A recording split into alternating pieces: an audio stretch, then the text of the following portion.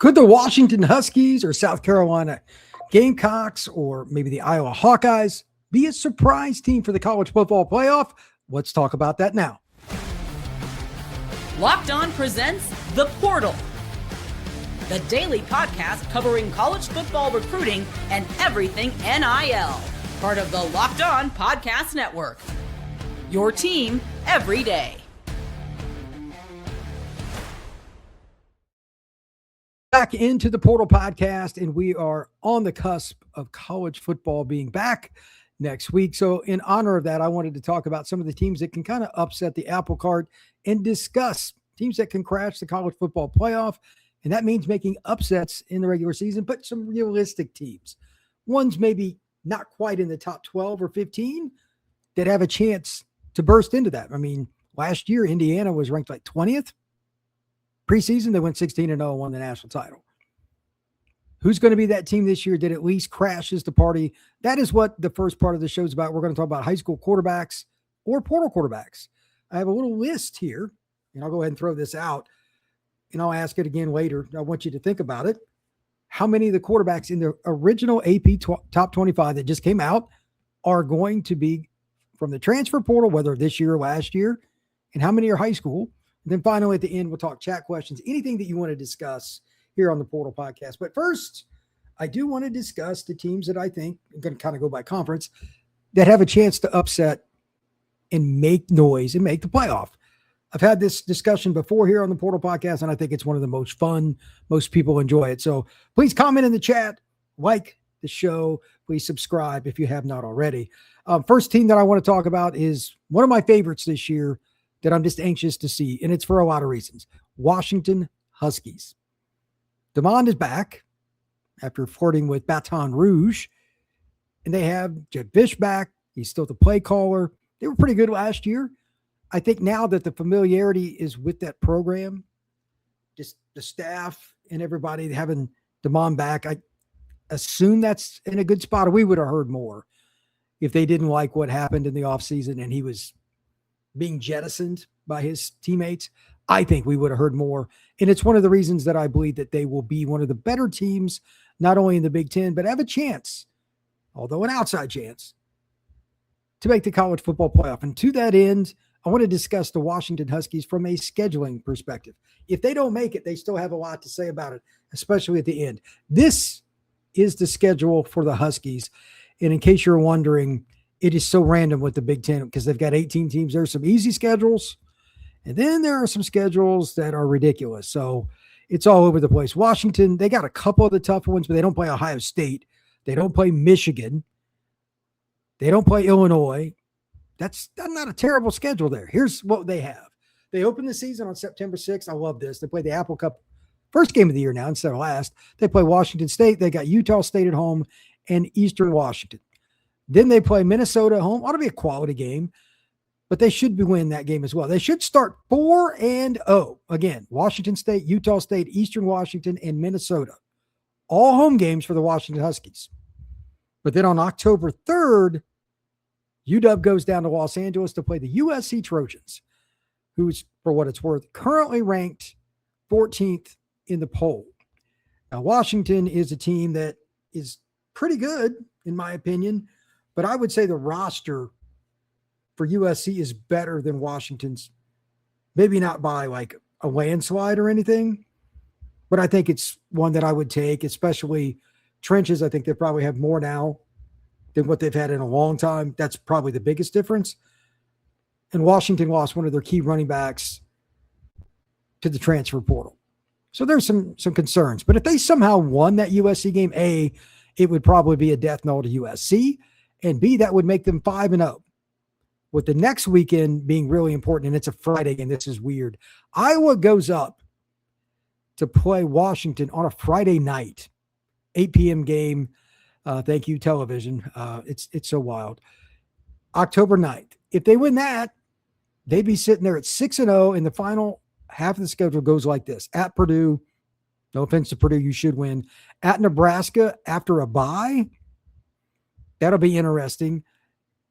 Penn State comes out to the West Coast. It's really hard to say what Penn State's going to be, but Penn State, I don't think, is going to be great. Their blue chip ratio is right around 27% now. We'll see. But Rocco Beck, the quarterback I'll talk about here in a minute, he's a quarterback for Penn State, and with a lot of guys coming from Iowa State. They'll be a solid team. We'll see. But that game, again, is in Seattle. They go to Michigan State. That's a bad Michigan State team. And then the final two games, oh boy, these won't be so easy. The Indiana Hoosiers come to Seattle on November 21st. And then the game that these two schools hate each other, Washington plays at Oregon, the Ducks hosting the Dogs. So the only three games that they're going to be an underdog will again be at SC, home to Indiana, at Oregon. It's possible either the Nebraska or Penn State game, they could be an underdog depending on how things go, injuries and whatnot. But my guess is they would be a slight favorite against Penn State and Nebraska. Maybe not, but that's my guess. Here are a couple of questions I have for people. Are you that familiar with Jedd Fisch? I think he's a pretty good play caller. He's also the head coach. And B, have you seen like a full game of Damon Williams playing? That's not a normal player, in my opinion, because he's not the biggest guy, but he runs around like a running back. Him and Noah Fafita, another guy I'll mention here in a minute, talking about the quarterbacks from the high school ranks compared to the portal, what direction you should go and all that. That league just has some guys that can really move and make a lot of fun out of it. So I think Washington is a team that can definitely make noise. And if they don't make the playoff, they might dictate who does. USC in particular, maybe Indiana. They got to go to Seattle. I think that's a chance they might win that game. Wouldn't surprise me. It's a tough place to play late in the year. It's possible.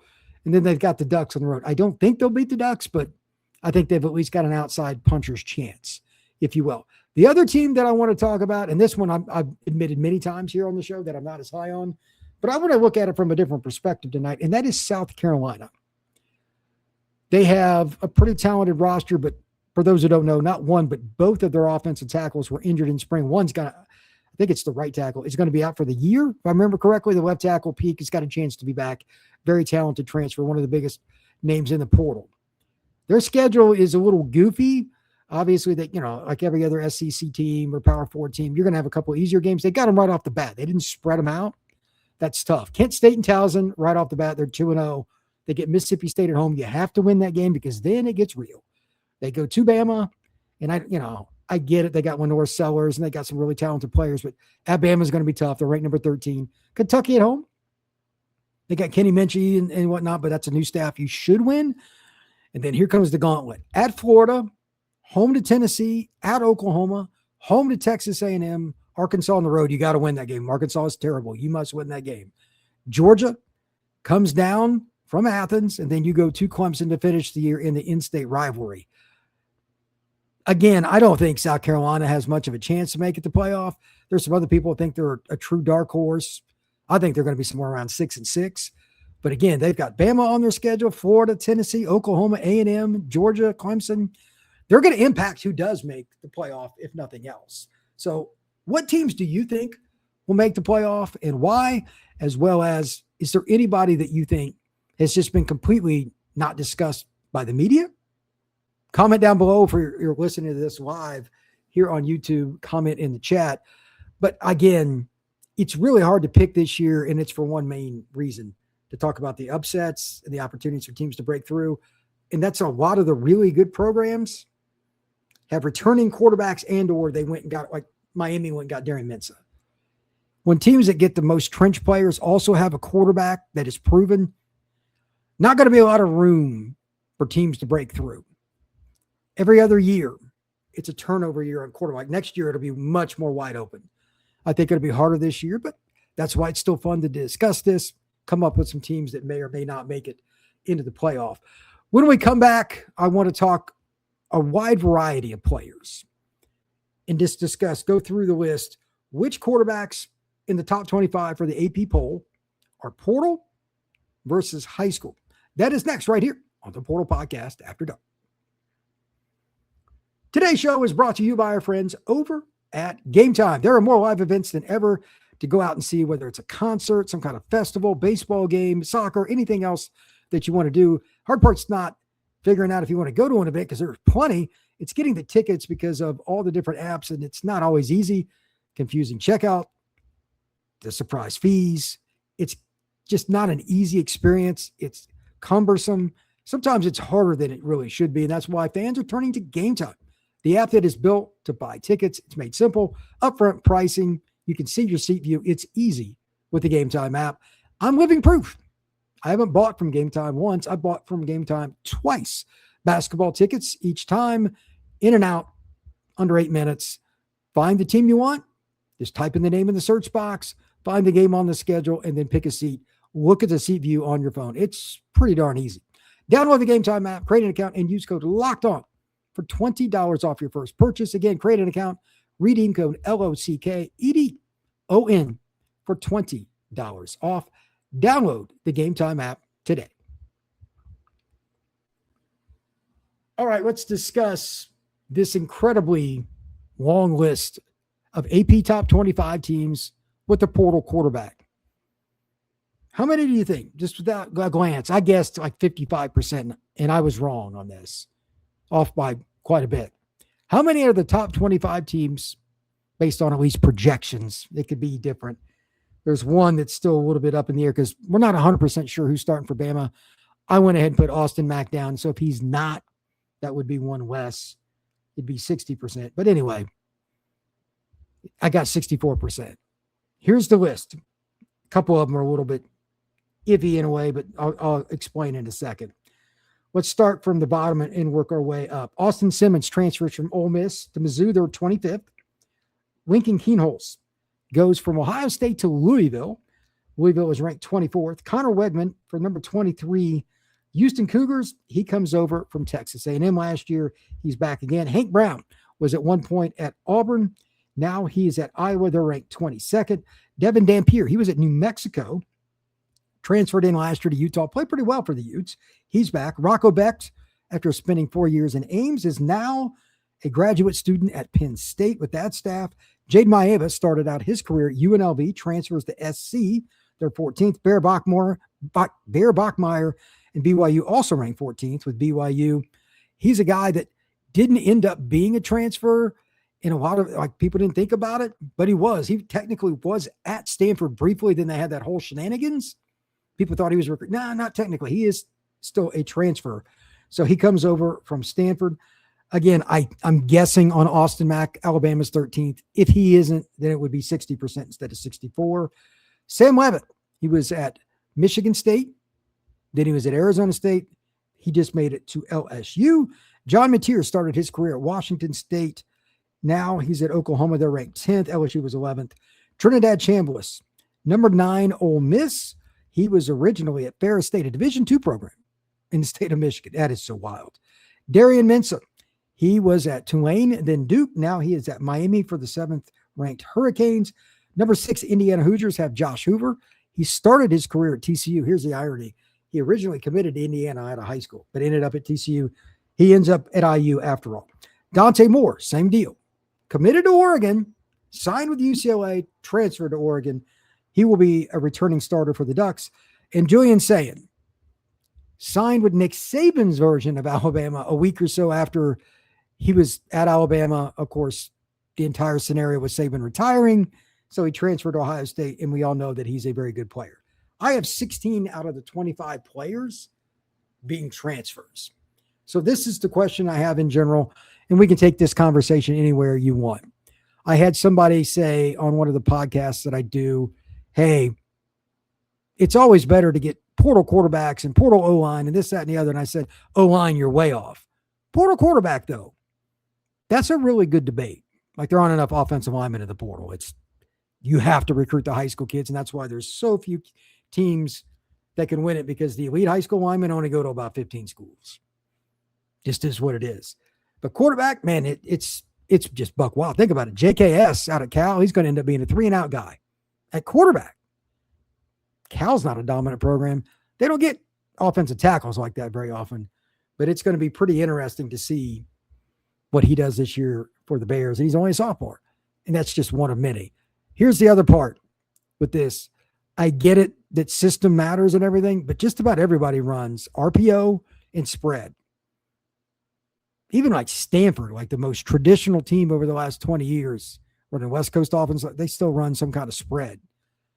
I'm going to be very, very interested to see who ends up being that next quarterback that comes in, like Bachmeier did last year for BYU. I know he was kind of a freshman for BYU, but he's going to be listed as a transfer. It was still his freshman year.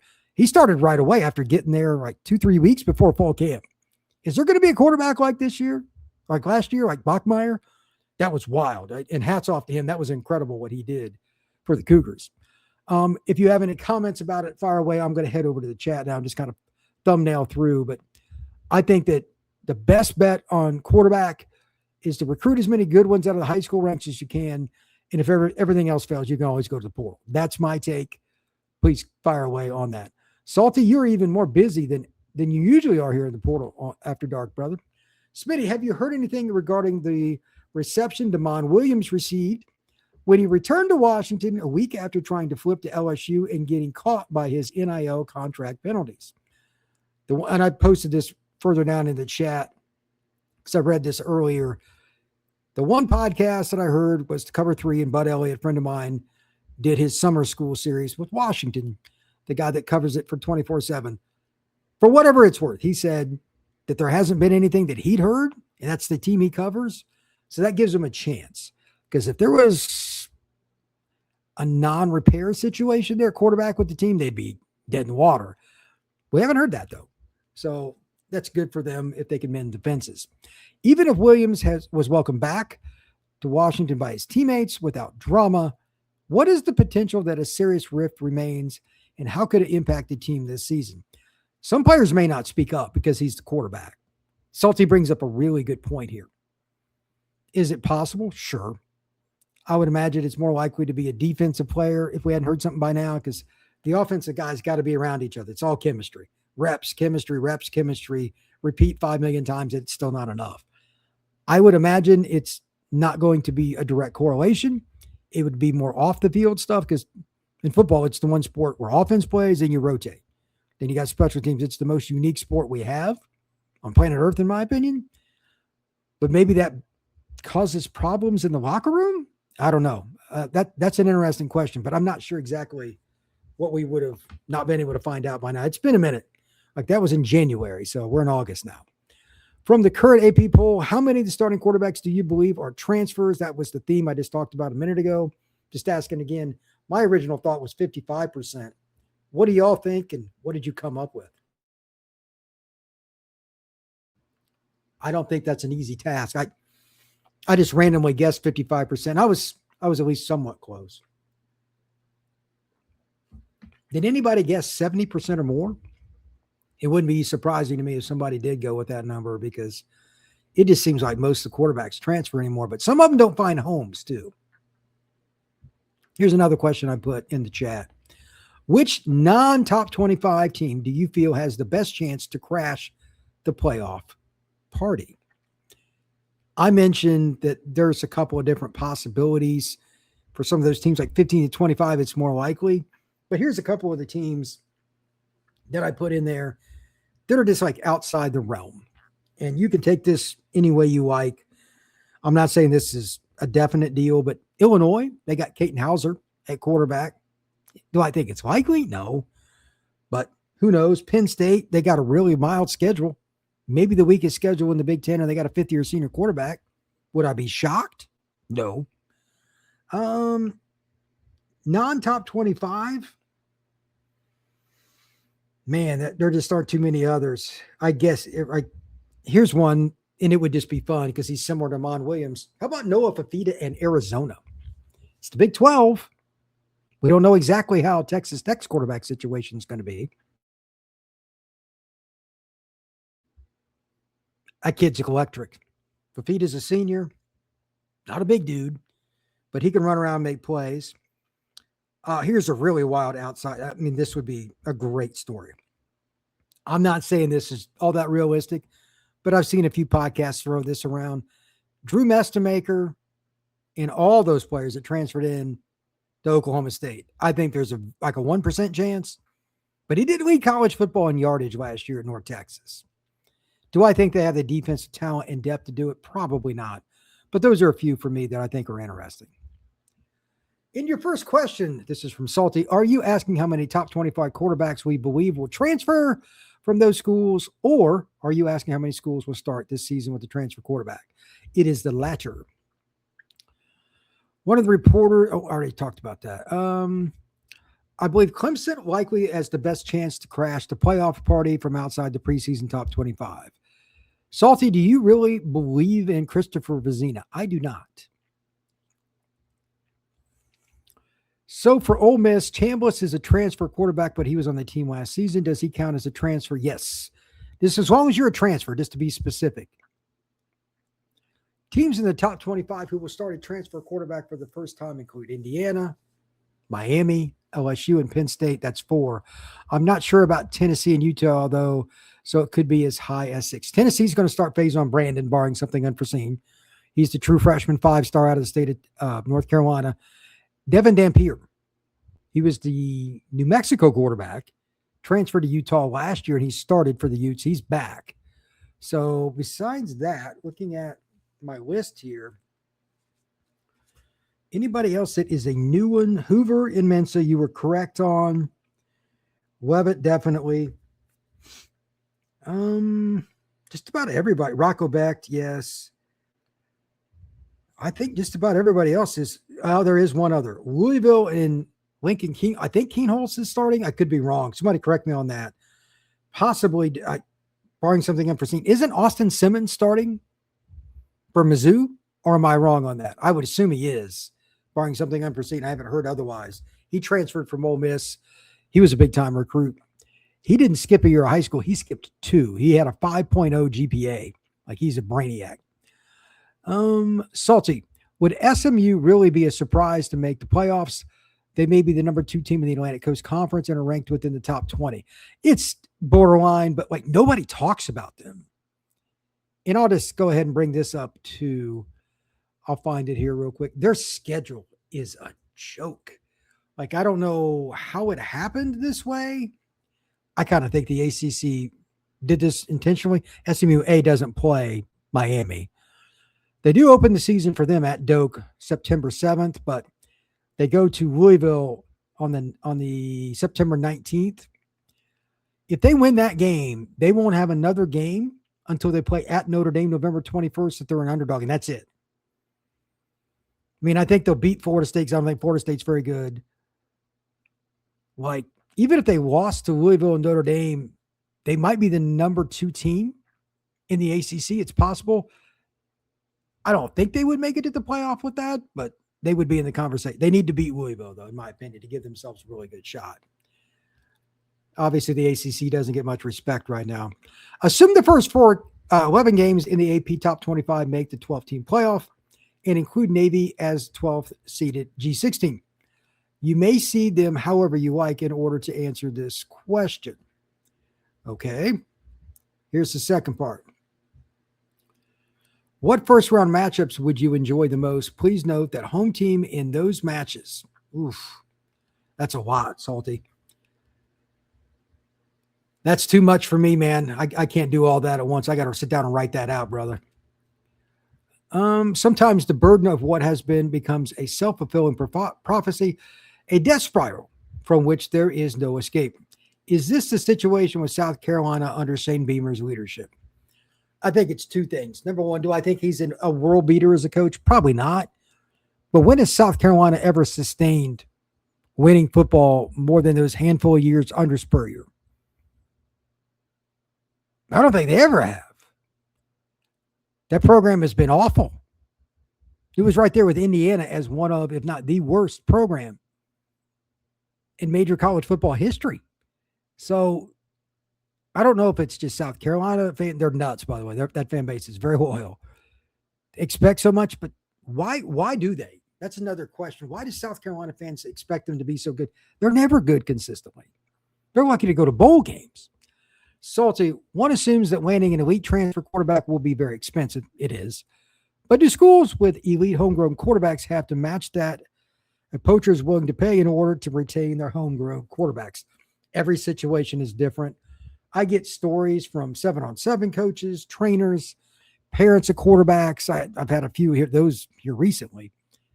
Every situation is different. Sometimes the kid's just dead set on going to a certain school. I've had quarterbacks tell me that we're elite guys, like 4 and 5 star guys. I wanted to pick the school and the quarterback coach first. Then I worried about the money.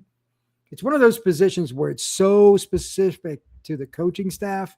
There's a little more leeway with that than you might think.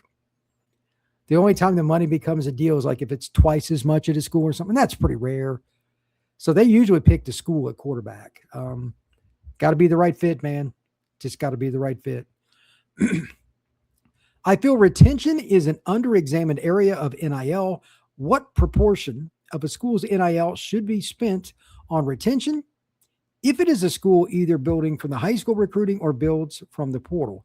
If you're building from high school and you're recruiting top 15 classes, I think about 70% of your money, conservatively, should be on retention, because you can win with juniors, seniors, fifth-year seniors. I saw in Kiffin's latest press conference, he was talking about, I think it was his either latest or the next to latest.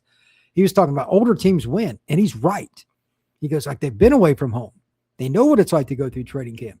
They understand the grind of the off season and getting into spring practice. They understand what it's like to still have to work in the summer, even when coaches aren't around, to maximize opportunities for the next season and their potential to go to the NFL.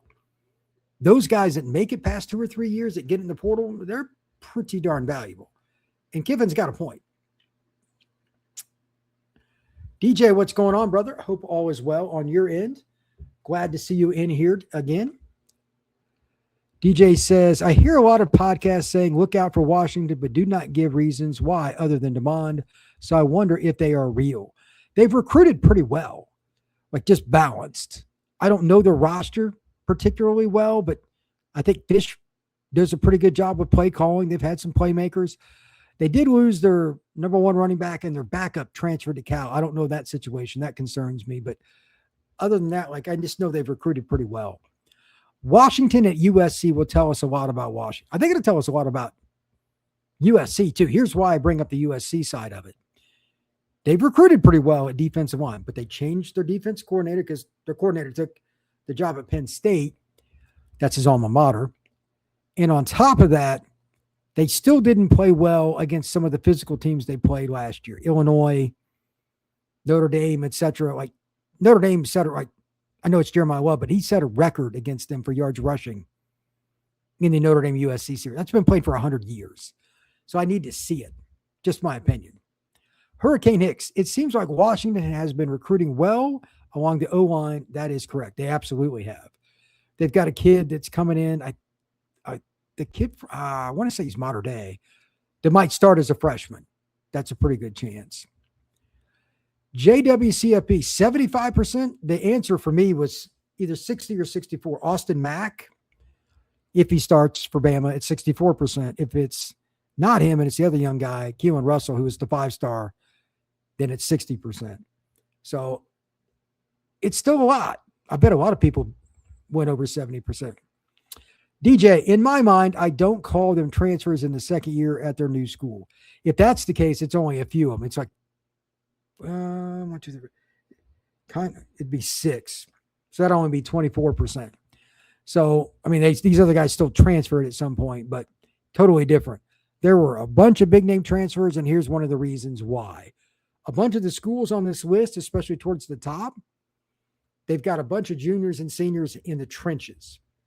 When that is the case, you got to strike while the iron is hot. You go and take the portal guy. It's just the way it goes. Salty. To my earlier 4 to 6 schools, add Oregon, Ole Miss, Oklahoma, Texas Tech, and possibly BYU. So it could be as high as 11 schools. Yeah, I mean, it depends on what you're looking for and how you want to rank it. But again, there are a ton of guys that transfer. They're going to start quarterback, whether it was last year, this year, whatever it is. And it's wild. Think about this. Out of the guys that are here on my list that I have on my piece of paper, I mean, Sayin and Moore might turn pro. Josh Hoover's in his final year of eligibility. Mintz is probably gone from Miami. Chambliss is done. Mateer's probably done. Sam Levitt could leave, but he's got another year. Austin Mack, depends, but we'll see with him. Bachmeier's got to come back. Jaden Maeva's done. Rocco Beck's done. Dampier, I think, was done. Wegman's done. there's going to be a massive amount of turnovers. I'll be curious to see the portal market for quarterbacks. But again, my theory is very, very simple. If you're Oregon, if you're Notre Dame, if you're Michigan, schools like that, you should be able to assimilate a pretty good plan on who you want to recruit at quarterback every year.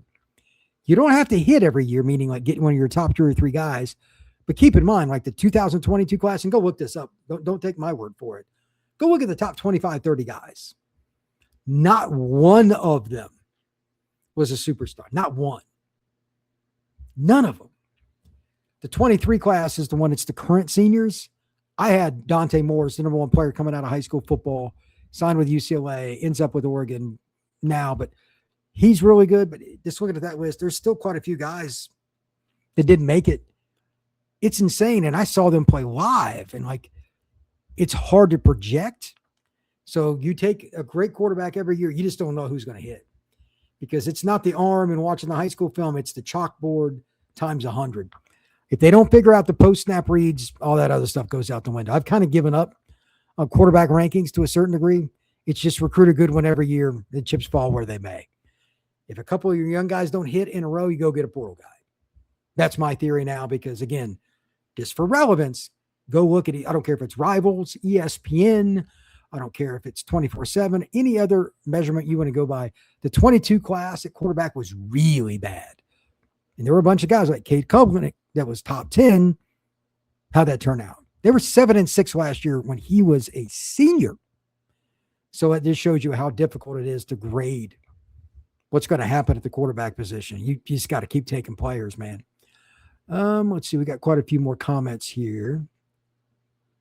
Hurricane Hicks. Portal quarterbacks are expensive. If you can get a good recruit, take him and develop him. 100%. DJ, I agree with your quarterback statement. Grow your own and use the portal for a gap. That's exactly where I'm at. Every third year, probably you're going to need one, even if it's a backup. Sometimes you need depth too. JWCFB, Bear Bachmeyer reminds me of Jared Rolinson. A lineman at quarterback. I think it's cool. He's a big dude. DJ, that would be fun to see Arizona crash the party. Dude, that'd be hilarious. They were pretty good last year. Correct me if I'm wrong, but I think they won 9 last year. They were pretty good. Can Minnesota crash the party? Well, first things first, I believe second or third game, Minnesota hosts Mississippi State. Now, that's not like a marquee matchup, but if they can't beat, no offense, the Mississippi State Bulldogs, then they ain't crashing no party. Minnesota's got a pretty good quarterback, but do they have the speed outside the numbers on offense and on defense? Those kind of schools, that would be my question. Hurricane Hicks. Arizona State has a new quarterback, but a very good coach. Could see them making it. That's another one. I forgot to put them in. They got Cutter Boley, quarterback from Kentucky. He got a huge arm.